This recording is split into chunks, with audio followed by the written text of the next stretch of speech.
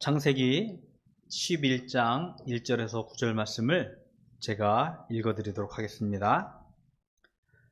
온 땅의 언어가 하나요 말이 하나였더라. 이에 그들이 동방으로 옮기다가 신할 평지를 만나 거기 거류하며 서로 말하되 자 벽돌을 만들어 견고히 굽자 하고 이에 벽돌로 돌을 대신하며 역청으로 진흙을 대신하고 또 말하되 자 성읍과 탑을 건설하여 그 탑 꼭대기를 하늘에 닿게 하여 우리 이름을 내고 온 지면에 흩어짐을 면하자 하였더니 여호와께서 사람들이 건설하는 그 성읍과 탑을 보려고 내려오셨더라. 여호와께서 이르시되 이 무리가 한 족속이요 언어도 하나이므로 이같이 시작하였으니 이후로는 그 하고자 하는 일을 막을 수 없으리로다. 자 우리가 내려가서 거기서 그들의 언어를 혼잡하게 하여 그들이 서로 알아듣지 못하게 하자 하시고 여호와께서 거기서 그들을 온 지면에 흩으셨으므로 그들이 그 도시를 건설하기를 그쳤더라. 그러므로 그 이름을 바벨이라 하니 이는 여호와께서 거기서 온 땅의 언어를 혼잡하게 하셨음이니라. 여호와께서 거기서 그들을 온 지면에 흩으셨더라. 아멘. 언어에는 역사성이라는 것이 있다고 합니다.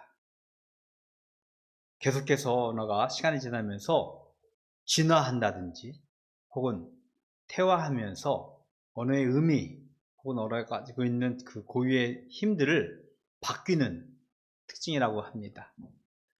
저도 그런 경험을 이제 조금씩 이제 하게 되어지는데 자녀들하고 대화를 하다 보면 처음 듣는 생소한 단어들을 들을 때가 있어요. 그리고 제가 사용하던 단어의 뜻은 이거였는데 지금 어린아이들, 다음 세대들은 그 단어를 가지고 다른 언어로 사용하는 경우를 만나게 되어집니다. 아주 단편적인 언어의 역사성이라고 합니다. 언어는 급격하게 변하는 우리 시대의 상을 반영하기도 하고요. 때로는 우리가 가지고 있는 매우 정직된 가치관을 혼동시키는 그런 힘을 가지고 있습니다. 오늘은 그 언어에 관한 말씀이에요. 홍수 이후에 노아의 계보가 쭉 성경에 통해서 진행되어지고 있습니다. 그러면서 우리가 읽은 말씀 바로 마지막 절 10장 마지막 절에 보면 그들이 여러 백성으로 나뉘어졌다라고 성경에서 말씀을 하고 있습니다. 그런데 오늘 본문의 말씀은 이 백성들이 한 가족으로부터 분열되어지고 나뉘어졌던 나라와 민족으로 나뉘어졌던 것에 대한 부연함을 우리들에게 말씀을 하고 있습니다. 1절에 보니까 온 땅의 언어가 하나요 말이 하나였다라고 말씀을 하고 있어요. 최초의 인간들이요 하나의 언어를 가지고 말이 하나를 가지고 그들이 살고 있다가 그들이 새로운 국면을 맞이하게 되어짐을 오늘 성경의 짧은 말씀을 통해서 우리들에게 말씀을 하고 있습니다. 역사와 문화가 발전하면서 사람들은 분열할 수밖에 없었고 나뉘어지게 되어졌고 여러 민족으로 나라로 성장하고 있음을 오늘 성경을 통하여 어떻게 보면 우리는 힌트를 얻을 수 있을 것 같습니다. 언어와 문화는 매우 밀접한 관계를 가지고 있습니다. 우리 아시아 문화를 우리는 흔히 중국의 한자 문화, 한문 문화 영향 아래 있다고 하면서 서로 매우 밀접한 관계를 또 유사성을 가지고 있는 것이 사실이에요. 제가 영국에서 좀 생활을 좀 할 때 같이 아르바이트 일을 하던 친구들 중에 중국 친구들이 있었어요. 제 이름을 한자로 이렇게 딱 써주니까 바로 읽더라고요. 그러면서 무슨 뜻인지 알더라고요. 이게 내 한국 이름이다 라고 했더니 어떻게 읽었는데 기억이 안 나네요. 그러면서 통해요. 한자만 봐도. 저는 일본어는 잘 모르지만 한자를 많이 알면은 일본어를 좀 쉽게 배운다는 얘기를 어서 들은 것 같기도 합니다. 한 문화 안에서 언어가 가지고 있는 힘을 보여주고 있는 것 같습니다. 하나의 언어를 가졌던 하나의 문화를 가졌던 인간들이요 오늘 본문에서 보면은 이렇게 이야기합니다. 3절에 보니까 벽돌을 만들어 견고히 굽자 하고 이에 벽돌로 돌을 대신하며 역청으로 진흙을 대신하고 성읍과 탑을 건설하여 그 탑 꼭대기를 하늘에 닿게 하자라고 그들이 이야기를 하고 있습니다. 성경학자들이 이 본문의 말씀을 훗날 이 성경이 편집되어졌던 후 바벨론 포로 시기 시대에 바벨론을 좀 지칭하는 거라는 학자들이 많이 있어요. 실제 우리가 너무나 잘 알고 있는 바벨론이라는 국가 문화를 알고 있습니다. 그들의 문화와 역사는요, 당시 고대 근동 아시아에서 가장 탁월했던 문화와 역사로 알려지고 있습니다.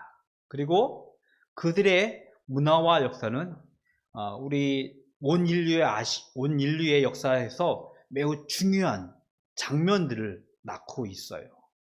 그리고 실제로 그들의 영향력은 현재까지도 우리에게 절대적인 영향력을 끼치고 있는 것이 사실입니다.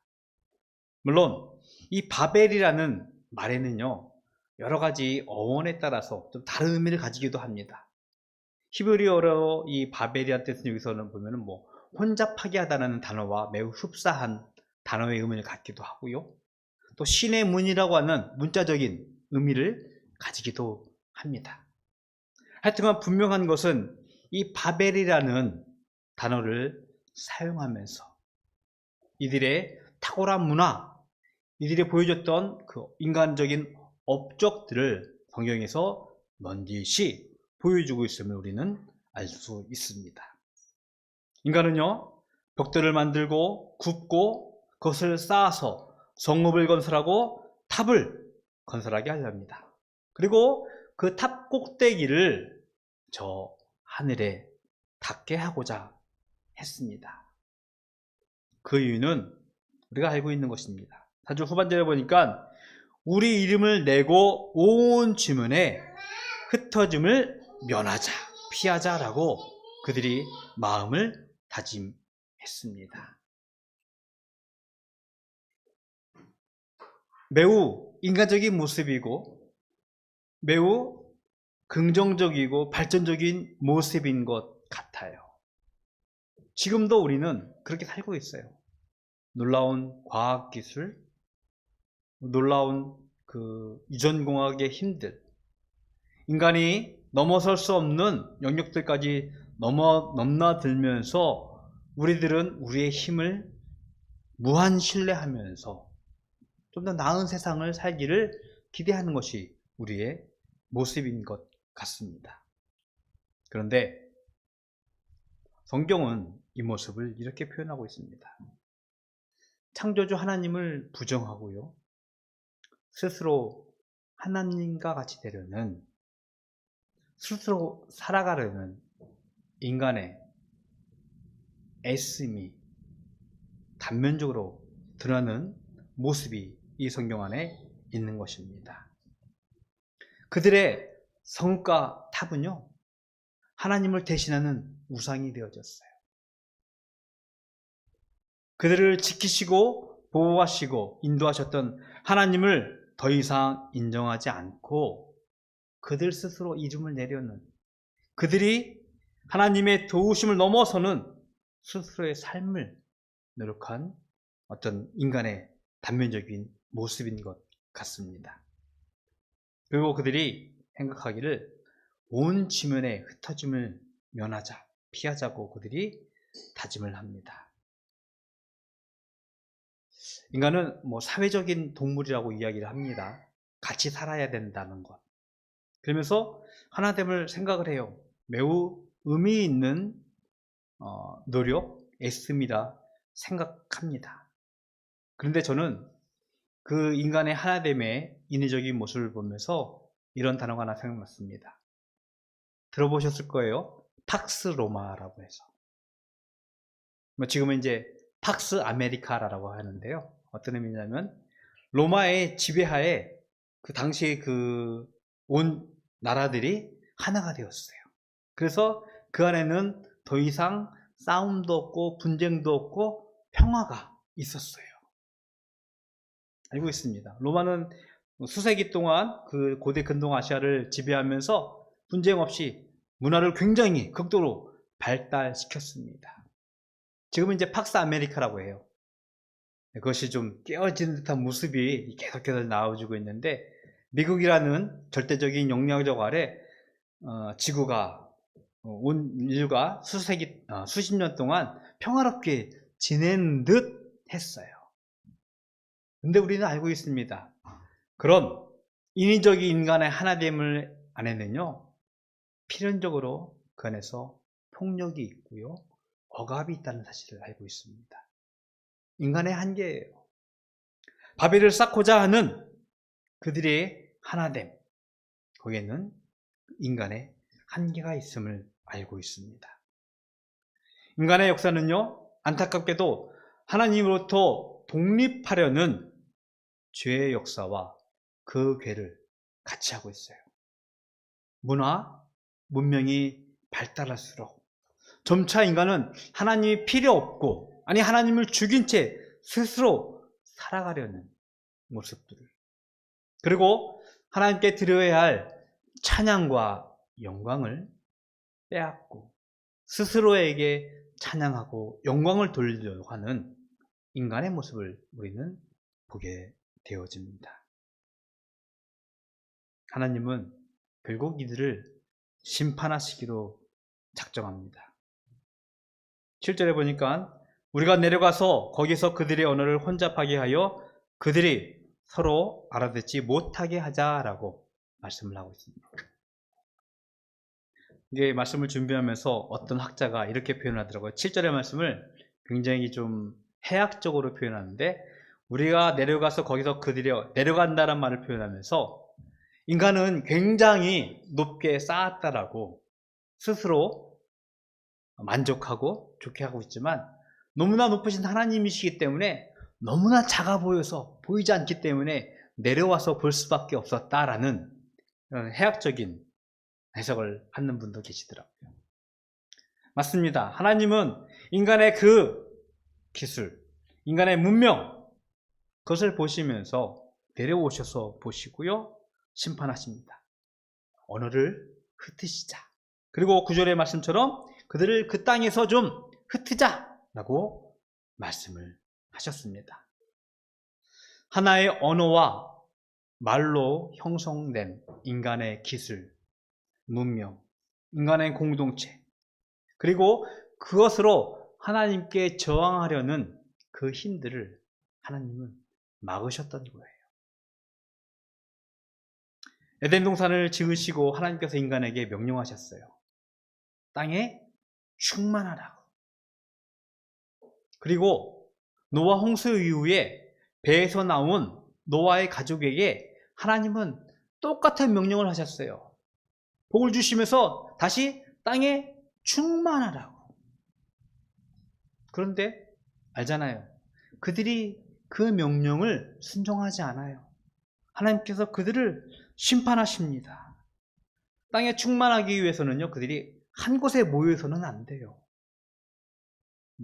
말대로 좀 이곳저곳 흩어지고 뿔뿔이 흩어지고 헤어지고 떨어져 살아야 되는데, 그렇지 않는 모습들, 하나의 언어로 흩어짐을 면하고자 어쩌면 하나님께서 주신 충만하는 명령을 저항하듯이 그들이 살았던 모습을 단편적으로 성경에서 말씀을 하셨습니다. 하나님은 이들을 이렇게 심판하신 거예요. 언어를 혼잡하게 하고 온 지면으로 그들을 흩으신 것입니다. 근데 여기서 우리는 성경에서 나오지 않는 특별한 장면들을 발견하게 되어집니다. 하나님은요, 그의 백성들을 심판하실 때 꼭 구원의 약속을 동전의 양면처럼 동시에 선포하셨어요. 이스라엘이 하나님을 저항하여 배반하고 하나님께 불순종하고 악을 행할 때, 여러 선지자들이 그들의 악을 고발하며 경고할 때 하나님은 그들을 심판하시겠다고 선포하시면서 동시에 구원의 약속을 하셨어요. 근데 오늘 본문의 말씀은 9절에서 여호와께서 거기서 그들을 온 지면에 흩으셨다라는 말씀으로 끝내게 되어집니다. 하나님의 심판으로 끝나는 듯 해 보입니다. 그러나 우리는 여기서 하나님의 은혜를 하나 발견해야 합니다. 그들을 온 땅에 흩으시고 그들을 언어를 혼잡하게 하고 흩으시면서 다시는 멸망의 심판으로부터 그들이 예방되어지는 피해가 또 넘어서는 하나님의 은혜가 있다는 것을 우리는 깨달아야 합니다. 바벨의 심판은 언어를 혼잡하고 인간을 지면으로 흩으신 하나님의 사건이었습니다. 하나의 언어와 말이 더 이상 유지되어지지 않고 여러 가지 흩어지면서 여러 나라와 민족으로 그들이 흩어짐을 오늘 성경에서 다시 한번 우리들에게 확인시키셨습니다. 그런데 이 사건은요, 신약으로 넘어오면서 또 다른 중요한 성경의 장면으로 등장하게 되어집니다. 성경을 하나 읽어드릴게요. 사도행전 2장 4절의 말씀입니다. 그들이 다 성령의 충만함을 받고 성령이 말하게 하심을 따라 다른 언어들로 말하기를 시작하니라. 초대교회가 태동하는 모습입니다. 예수님이 승천하시고 나서 제자들이 모여서 기도합니다. 그들이 성령을 받게 되어져요. 그런데 성령을 받고 나서 그들이 하는 말이 바뀌어집니다. 여기서는 다른 언어들로 말하기를 시작했다라고 표현을 하고 있는데 그 말은 곧 그 지역에 모였던 여러 지방에서 온 사람들의 말이 되어져서 그들이 하는 말이 다 이해가 되어지는, 사도행전을 계속 읽다 보면 다른 언어들로 하나님의 일을 말하였다라고 표현을 하고 있습니다. 언어가 혼잡하게 되어져서 민족으로 나라로 흩어졌던 이들이 다시 언어가 통일되어지는 새로운 교회의 공동체의 모습으로 탄생하는 모습으로 등장하게 되어집니다. 하나님의 심판은요, 교회가 태동하면서 교회가 다시 형성되어지면서 새로운 인간 공동체의 모습으로 탄생하게 되어졌습니다. 그것이 바로 교회, 하나님의 은혜의 방편인 교회가 되어진 것입니다. 우리는요, 어쩌면 우리의 기술, 우리의 지식, 우리의 경험을 가지고 또 다른 바벨을 쌓고 있을지도 모르겠습니다. 하나님을 대신하여 우리 스스로에게 찬양을, 우리 스스로에게 영광을 돌리려고 살아가는 우리의 교만하고 불순종의 모습을 우리는 때로 발견하게 되어집니다. 하나님은요, 겸손한 자를 찾으십니다. 창조주 하나님을 고백하며 그의 백성으로 살아가는, 하나님께서 주신 은혜 가운데 살아가고 있음을 인정하는 우리 바닷교회의 모든 가족이 되기를 주님의 이름으로 축복을 드리겠습니다. 우리의 지식과 경험들, 지혜, 그것을 통하여서 우리가 새롭게 하나 되어지는 공동체, 하나님께서 주신 교회가 되어질 때 이 땅 위에서 하나님께서 주신 바르고 다른 예수 공동체의 삶을 살 줄로 믿습니다. 이번 한 주도 우리의 언어와 말로 하나님을 찬양하며 하나님께 영광을 돌리며 하나가 되어지는 우리 모든 바닷교회 가족이 되기를 주님의 이름으로 축복을 드리겠습니다. 기도하겠습니다. 하나님, 감사합니다.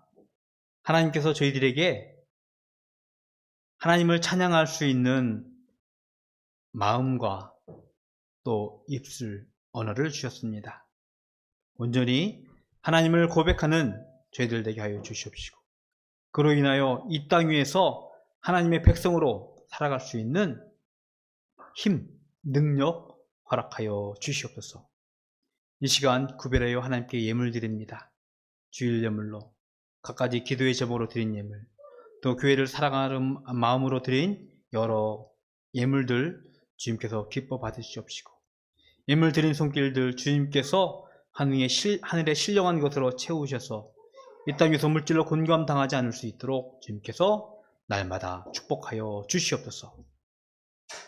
지금은 우리 주 예수 그리스도의 은혜와 하나님 아버지의 크크신 사랑하심과 성령님의 교통하심이, 하나님을 찬양하며 하나님의 백성으로 살아가기를 소원하는 모든 백성들 머리 위에 영원토록 함께 있을지어다. 아멘.